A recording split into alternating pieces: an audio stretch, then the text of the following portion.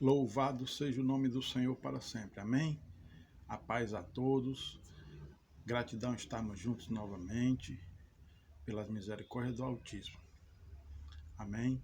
Vamos procurar ser bem objetivos para trazer a palavra debaixo da graça de Deus e que ela possa e ela pode penetrar nos nossos corações, porque grandes coisas faz e fará o Senhor por nós. Amém? Salmo 25 diz assim: A ti, Senhor, elevo a minha alma. Deus meu, em ti confio. Não seja eu envergonhado, nem exultem sobre mim os meus inimigos. Com efeito, dos que em ti esperam, ninguém será envergonhado. Envergonhados serão os que sem causa procedem traiçoeiramente. Faze-me, Senhor, conhecer os teus caminhos, ensina-me as tuas veredas. Guia-me na tua verdade e ensina-me, pois tu és o Deus da minha salvação, em quem eu espero todo dia. Lembra-te, Senhor, das tuas misericórdias e das tuas bondades, que são desde a eternidade. Não te lembres dos meus pecados da mocidade, nem das minhas transgressões. Lembra-te de mim, segundo a tua misericórdia, por causa da tua bondade, ó Senhor.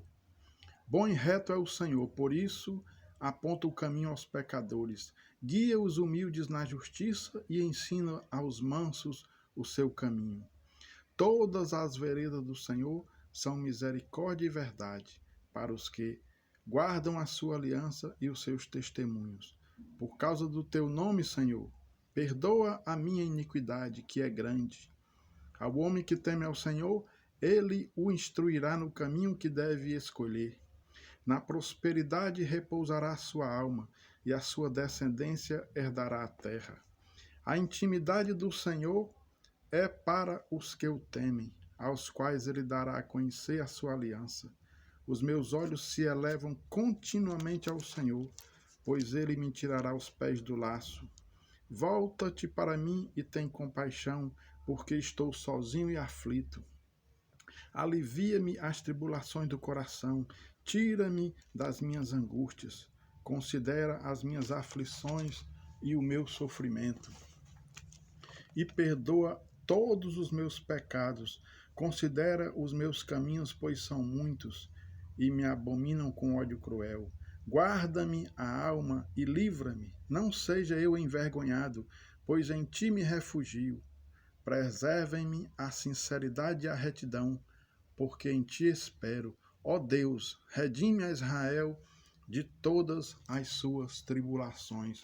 Louvado e glorificado seja para sempre o nome do Senhor, o Deus Altíssimo. Oremos. Eterno Deus, nós glorificamos o teu nome neste dia, meu Pai. Te damos graça por cada um dos homens, das mulheres e das crianças que nos dá a oportunidade de nos ouvir e de sermos os transmissores da tua palavra, Pai. A palavra de vida eterna, a palavra que cura, que liberta, que consola, que fortalece. A tua palavra, Senhor, ensina-me a guardar a tua palavra no meu coração, para eu não pecar contra ti. Amém? Louvado seja Deus. Glórias a Jesus. Irmãos, irmãs, neste dia que nós vivemos dias tão difíceis, Cristo, ele se expressou, ele expressou o seu amor, ele se revelou na sua graça, ele manifestou a sua glória.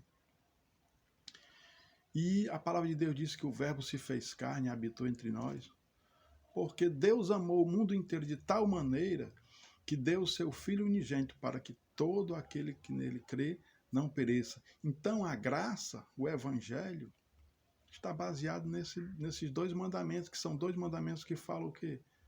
Do relacionamento de Deus com os homens, na pessoa de Cristo, porque ele expressa Deus, ele é o próprio Deus em carne, o Verbo se fez carne, o Verbo estava com Deus e o Verbo era Deus. Deus esteve conosco, na sua humanidade plena, se identificando conosco. E ele veio nos resgatar, mas ele também veio o quê? Manifestar a graça. E a graça é um relacionamento com nós, os humanos. Porque o evangelho ele é construído sobre essa base. O relacionamento de Deus com os homens e do relacionamento do homem com Deus e do relacionamento do homem com o homem. O ser humano com o ser humano. Então, por isso que os dois maiores mandamentos eles estão baseados em relacionamento, em experiências. Experiências, porque o evangelho são experiências. E é disso que eu vou falar hoje. Procurarei ser bem breve. Então, o maior mandamento diz: amarás a Deus com toda a tua força, todo o teu entendimento, com todo o teu coração, com toda a tua alma. E amarás a teu próximo como a ti mesmo. Este é o fundamento da graça. A base da graça é esse. É o amor, é o perdão, o amor, o perdão, é o se doar, é o servir e é o sofrer. Essas são as maiores experiências dentro da vida e dentro do evangelho. Então, e Jesus fala: novo mandamento vos dou, amai-vos uns aos outros como eu vos amei. Então, essa construção do evangelho está toda fundada dentro disso. E nós que somos corpo de Cristo, fomos chamados para Cristo. Se nós não entendermos que fomos chamados para construir essas experiências, que a história da graça, a história do evangelho, as nossas histórias, elas são construídas em cima dos relacionamentos, das experiências que nós temos com o nosso próximo. Esse aprendizado, esta graça, essa via de mão dupla. Entendeu? Eu dependo de você, você depende de mim, eu preciso de você, você precisa de mim. Eu sirvo a você e você também está disposto a me ajudar. Nós estamos juntos, nós estamos unidos e Cristo, Ele é tudo em todos. É Ele, é dele e para Ele, por Ele que vivemos e nós somos seus discípulos. Ele é o nosso espelho, Ele é o nosso modelo. Ele é a cabeça, nós somos o corpo. O evangelho é construído aí. Quando falta esse entendimento, nós queremos, às vezes, pular essas experiências. Mas são essas experiências que são enriquecedoras na nossa vida. São essas experiências que constroem e formam o corpo de Cristo. Um corpo bem disposto, um corpo preparado. Aleluia. Louvado seja o nome do Senhor por isso. Então eu vou falar isso, dessas experiências. A primeira experiência é o amor. O amor. Por quê? Porque Deus nos amou em Cristo. Deus nos amou em Cristo. Nós o amamos porque Ele nos amou primeiro. Louvado seja o nome do Senhor. Nós temos uma grande dificuldade de amar, porque temos uma grande dificuldade de lidar com os nossos sentimentos, de lidar com as nossas emoções, entendeu? De lidar com a verdade, de dialogar. Por isso nós temos grande dificuldade de amar.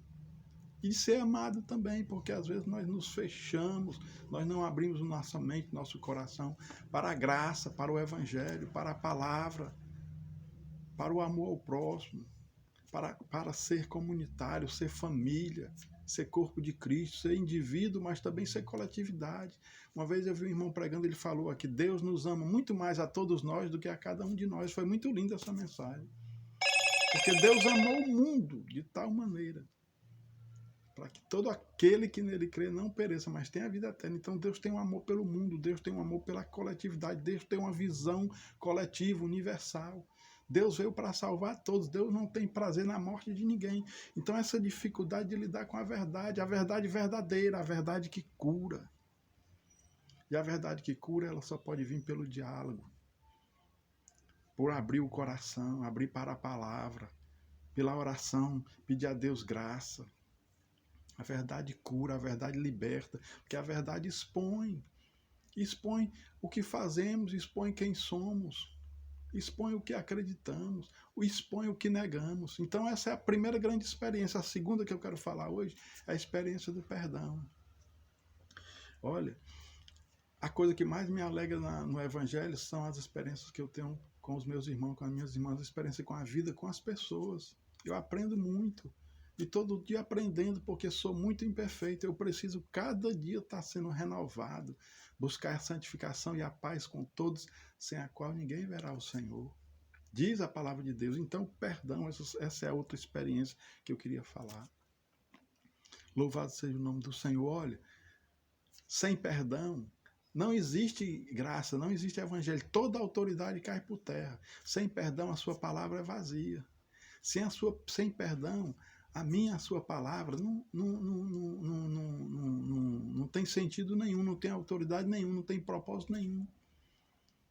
A sua luz está apagada. Sem perdão, as vossas orações, as nossas orações estão impedidas. Está escrito na palavra, sem perdão. Entendeu? Nosso testemunho é apagado, é mentiroso, é vazio, é falso, é enganoso. Pedro perguntou, Senhor, até quantas vezes devo perdoar meu irmão? 7 vezes 7? Jesus respondeu como? Não 7 vezes 7 te digo, Pedro, mas até 70 vezes 7 ao dia. Tem um rei que perdoou uma grande dívida, e aquele homem que foi perdoado uma grande dívida que ele não podia pagar, a dívida da graça, da salvação, do perdão imerecido, da culpa, da queda, do erro, do pecado, da mentira, do engano, do egoísmo, de todos os pecados.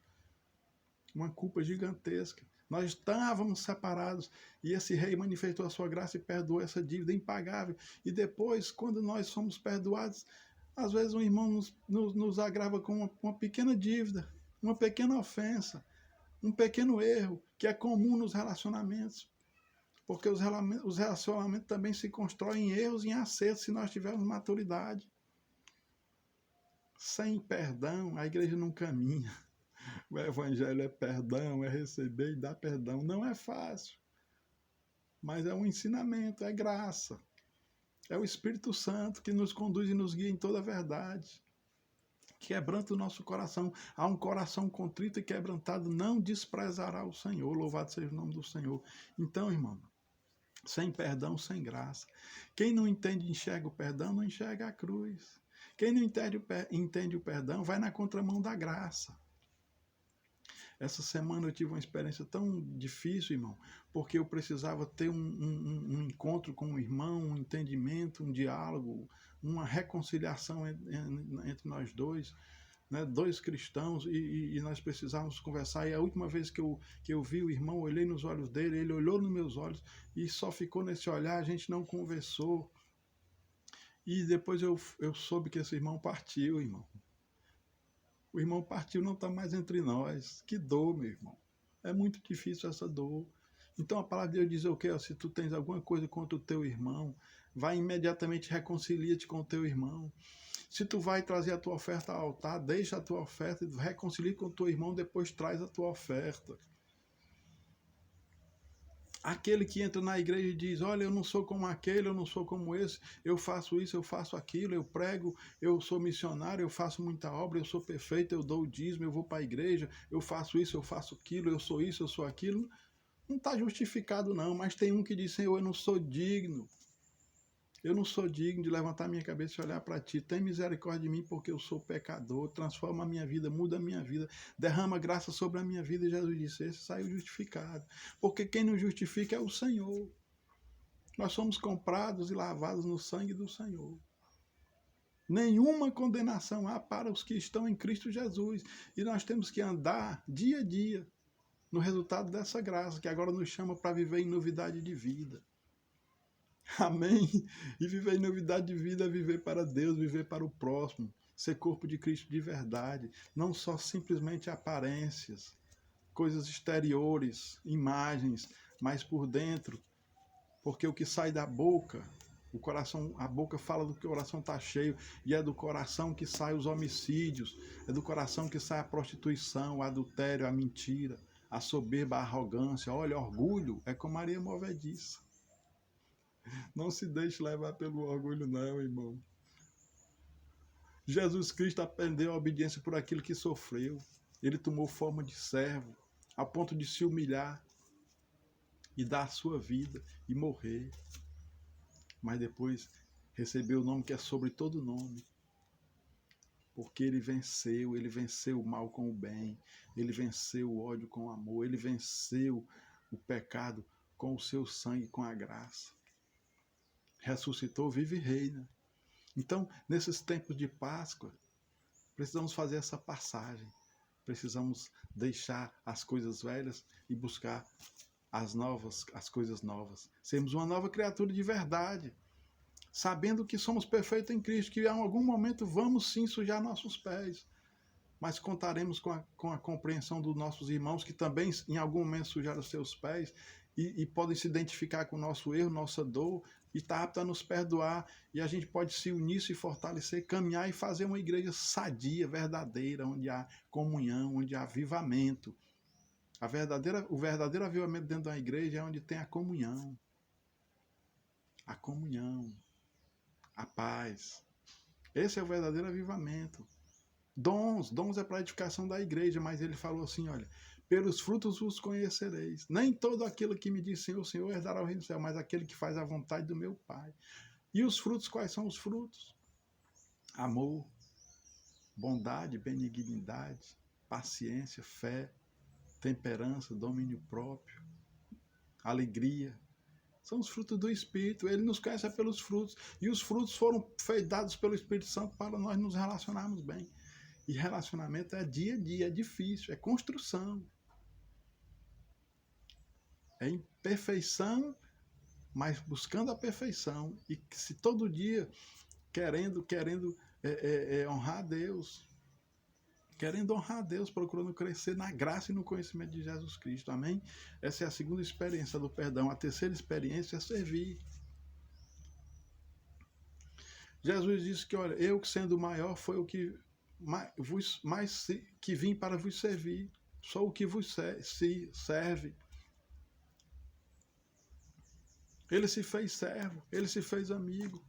Ele foi servo sofredor, ele foi servo sofredor, ele foi aquele que se doou, que se deu o melhor de si para nós. E nós às vezes não queremos servir. Servindo precisa de ser humilde, precisa ser simples, precisa de se compadecer do próximo, de lembrar do próximo, de pensar coletivamente. Nós somos discípulos, nós somos missionários. Amém, igreja? Somos um corpo. Como fazer discípulos de Jesus e como fazer missões se nós só pensarmos em nós? Se nós ficarmos olhando só para o nosso umbigo e achando que por algumas coisas que fazemos somos melhor do que o próximo. Você não é nada sem o próximo. E eu não sou nada sem você. Nós somos um em Cristo. Nós somos um em Cristo. Só existe um Deus, um Senhor, uma fé, uma igreja. Aleluia! Glórias a Jesus por isso. Você tem que fazer parte desse corpo. Você tem que ser um membro que ligado com outros membros faz um todo. O que diz o que você é, quem você é dentro do Evangelho, não é a sua posição, não é o seu diploma, não. O meu diploma há mais de 20 anos está guardado numa gaveta. Eu acho que pela igreja está até vencido. Mas por aquele lá de cima não está vencido não, porque os dons e a vocação de Deus são irrevogáveis, amém? Então, aquele que quiser ser o maior, seja o que mais sirva. E a quarta e última experiência, amar, perdoar, servir e agora vem sofrer. Sofrer é a parte mais difícil. Sofrer é a parte mais difícil, ninguém quer. Sofrer faz parte da vida. Me diga o homem e a mulher de todos os tempos, em toda a história, em toda a sua experiência de vida, pequena, média ou grande, que não sofre. Sofrimento tem peso de glória. Sofrimento tem resistência, tem amadurecimento, tem aprendizado, tem crescimento. Sofrimento tem ensinamentos. Sofrimento tem uma formação, tem um valor. Ninguém quer sofrer. Mas no sofrimento se aprende, no sofrimento se cresce, no sofrimento a gente pode se identificar com a dor alheia. Então Jesus veio e sofreu. Se o maior, o Todo-Poderoso veio aqui, abriu mão da sua glória e sofreu, por que nós? vamos ficar querendo fugir do sofrimento. A gente tem que ter uma atitude em relação ao sofrimento. Uma resignação, uma serenidade, paciência, ação, fé, louvor a Deus, adoração a Deus, atitude positiva, confiança, dependência, graça. Mas a gente tem que enfrentar. A gente tem que reagir a isso. Amar é ação e reação. A gente precisa reagir. Eu já passei por situações de sofrimento muito difíceis. No começo da minha fé, eu tive uma enfermidade que de 100 levava 30. Essa pandemia que está hoje no mundo, de 100 ela leva 3. Eu tive uma enfermidade no início da minha fé que de 100 levava 30. E eu estou aqui 20 anos depois glorificando a Deus. E ele me resgatou, me tirou do charco de lodo. E hoje eu tenho frutos na minha vida. Pela graça de Deus na minha vida. A minha vida não foi uma vida sem propósito. Até hoje, graças a Deus, a minha vida tem tido propósito no Evangelho. Eu tenho crescido com os meus erros, com o meu sofrimento. Eu tenho certeza que eu posso dizer, sem medo de errar, com humildade e graça, glorificando a Deus, que eu tenho crescido sim na graça e no conhecimento de Jesus Cristo, mas eu preciso cada dia ser humilde e reconhecer que nada sou, se não for o Espírito Santo de Deus na minha vida. Então a experiência do sofrimento, ela é purificadora. Ela expõe nossas fraquezas, nossas forças, ela expõe a nossa resiliência, ela expõe o que nós também temos de melhor. E também o que nós temos de pior, o que nós precisamos cada dia aprender de Cristo, aprender de Deus, porque Ele é o nosso modelo de sofrimento. Ele foi até morte e morte de cruz. E o sofrimento dele vem acompanhado com muita indiferença, com muita dor, com muita indiferença humana, com cuspe, com humilhação, com agressão, com egoísmo. Foi ridicularizado. E nós, a igreja, somos perseguidos também, às vezes somos ridicularizados. E às vezes também estamos escandalizando o Evangelho, o que Deus não se agrada. Então, muitas vezes, o sofrimento vem por muitas circunstâncias, mas ele é inerente a todos. Deus, ele às vezes, ele não nos tira de uma circunstância, mas ele nos capacita para enfrentar essas circunstâncias. E até aqui nos ajudou o Senhor, e você pode contar com Ele. Você pode olhar para trás e ver que até aqui nos ajudou o Senhor. Em nenhum momento Ele nos abandonou, nem nos abandona, nem nos abandonará. E não existe morto para Deus. Para Cristo ninguém morre. Em Cristo todos vivem. Ele é Deus dos vivos, não é Deus dos mortos. Ele é o Deus de Abraão, de Isaac e de Jacó. Ele é o seu Deus, Ele é meu Deus. Glorifiquemos Ele hoje, glorifiquemos Ele sempre. Porque muitos já não estão mais aqui para glorificar, mas nós estamos, temos fôlego, temos voz, temos a palavra, temos o Espírito Santo. Avancemos, entendeu? Olhando para o autor e consumador da nossa fé. Louvado seja o nome do Senhor. E aqui eu já quero encerrar a mensagem. É difícil. Olha, quando alguém diz assim, o choro é livre, sabe por que alguém fala assim, o choro é livre? É uma pessoa que tem um bom salário, mas é indiferente com o desempregado. Que está saudável, mas é indiferente com o que está doente, sem esperança, em luto, com os pobres, com os necessitados. É uma pessoa que não entende o que é sofrer, não entende o que é precisar do próximo, o que é precisar de alguém, não entende o desconforto, a humilhação. Mas o nosso Deus, ele se esvaziou, ele veio aqui para se identificar com as nossas dores, os nossos sofrimentos. E nos amou, nos ama e nos amará. Ele não é indiferente à sua dor, à nossa dor, ele não é indiferente. Ele já pagou todo o nosso sofrimento, está pago na cruz, toda a nossa dor, toda a nossa causa, toda a nossa vida, tudo está pago. Tudo que você passar, que você sofrer nessa terra, Cristo já pagou. Nós somos lavados no sangue dele. E ele vai nos justificar diante de Deus. Toda a ira de Deus foi aplacada em Cristo, no sangue de Cristo. Entendeu? Louvado seja o nome do Senhor para sempre. Então existem pessoas assim, egoístas, soberbas, arrogantes, que não sentem a dor do próximo. E abre a boca e diz que o choro é livre. O choro é livre. Mas Jesus não.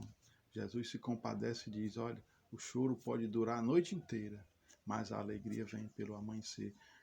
Quando Jesus viu Lázaro morto, Jesus chorou.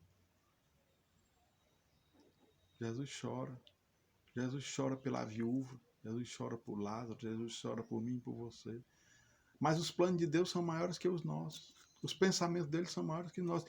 Ele é que sabe os planos que tem para nós, plano de bem, não de mal. E a visão dele é uma visão eterna. Não é limitada no tempo, no espaço, nesta vida que passa. Davi não está mais aqui, Moisés não está mais aqui. Muitos não estão mais aqui, mas vivem no Senhor. Porque todo aquele que crê em mim, ainda que morra, viverá, diz o Senhor. E ele veio para nos dar vida e vida com abundância. E a vida que ele veio nos dar supera essa dimensão terrena. Aqueles que só esperam nesta vida são os mais miseráveis. Mas nós esperamos, não é isso? Nós esperamos a Jerusalém do céu, a igreja gloriosa. A nossa esperança chama-se Jesus Cristo. Ressuscitou, vive e reina. Amém, igreja? Louvado seja Deus. Então, eu quero encerrar essa mensagem com uma palavra de ensinamento, uma palavra de reflexão. Muitos estão aí, não é isso? Em posições regaladas e não estão se identificando com a dor de quem está sofrendo. E isso não é bom, isso não é legal. Fica hoje esse ensinamento: amar, perdoar, servir e sofrer. Jesus Cristo aprendeu a obediência por aquilo que sofreu. Que nós possamos aprender a obediência por aquilo que sofremos. Não só a obediência, mas o temor do Senhor, os frutos do Espírito, a comunhão, o partir do pão. Sermos um corpo que honra e glorifica o nome do Senhor nessa terra. Então eu já vou encerrar. Desculpe eu me estender um pouco, mas o Espírito Santo vai fazendo a gente falar e acaba que a gente fala, mas não tome essa palavra como a palavra de um homem, mas como uma palavra que vem do alto, sempre para nos exortar, edificar e consolar, entendeu? Porque Jesus nos ama, Jesus te ama.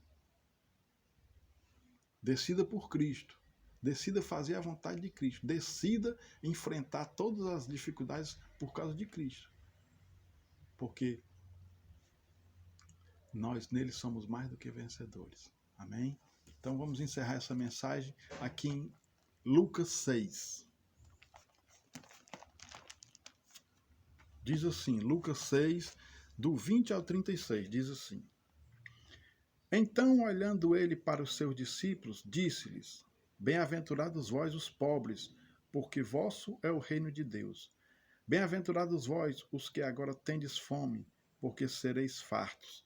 Bem-aventurados vós os que agora chorais, porque haveis de rir. Bem-aventurados sois quando os homens vos odiarem e quando vos expulsarem da sua companhia, vos injuriarem e rejeitarem o vosso nome como indigno por causa do Filho do Homem. Regozijai-vos naquele dia e exultai, porque grande é o vosso galardão no céu, pois dessa forma procederam seus pais com os profetas. Mas ai de vós os ricos, porque tendes a vossa consolação. Ai de vós os que estáis agora fartos, porque vireis a ter fome. Ai de vós os que agora rides, porque haveis de lamentar e chorar.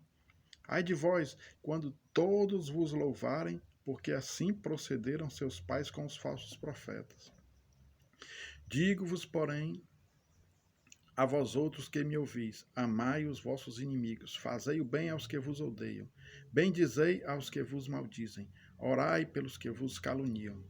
Ao que te bate numa face, oferece-lhe também a outra, e ao que tirar a tua capa, deixa-o levar também a túnica. Dá a todo o que te pede, e se alguém levar o que é teu, não entres em demanda. Como quereis que os homens os façam, assim fazei vós também a eles. Se amais os que vos amam, qual é a vossa recompensa? porque até os pecadores amam aos que os amam. Se fizerdes o bem aos que vos fazem o bem, qual é a vossa recompensa? Até os pecadores fazem isso. E se emprestais àqueles de quem esperais receber, qual é a vossa recompensa? Também os pecadores emprestam aos pecadores, para receberem outro tanto. Amai, porém, os vossos inimigos, fazei o bem e emprestai, sem esperar nenhuma paga. Será grande o vosso galardão e sereis filhos do Altíssimo, pois ele é benigno até para com os ingratos e maus. Sede misericordiosos, como também é misericordioso o vosso Pai. Amém? Obrigado, Senhor. Agradeço a todos. Fiquem em paz, em nome de Jesus. Amém.